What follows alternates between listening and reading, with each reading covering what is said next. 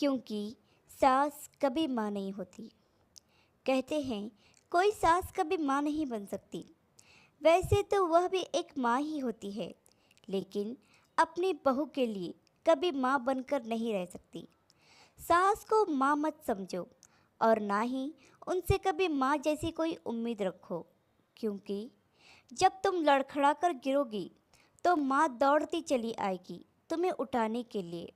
लेकिन सास कभी तुम्हें उठाने नहीं आएगी, वह खुद तुम्हें उठना सिखाएगी। जब तुम पर या परिवार पर कोई मुसीबत आती है तो माँ हमेशा आगे ढाल बनकर खड़ी रहती है, लेकिन सास तुम्हें आगे खड़ा करके ढाल बनकर लड़ना सिखाएगी।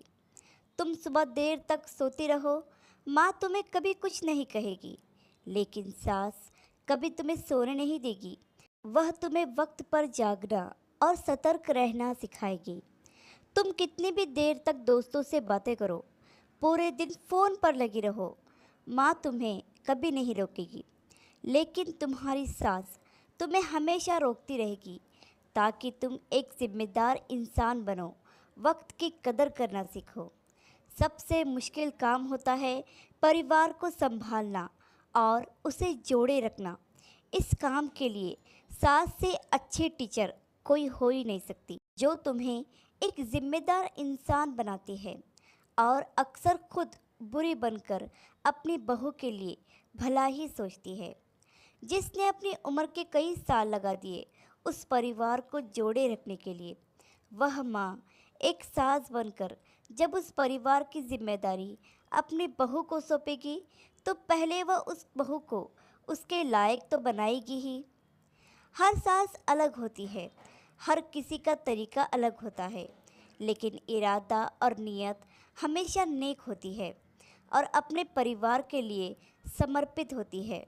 वह तो सास को बुरा दिखाकर टीवी सीरियल्स वालों ने सास के लिए बहू के दिल में नफरत भर दी है, वरना पहले बहुएं सास के बारे में इतना भी बुरा नहीं सोचती थी।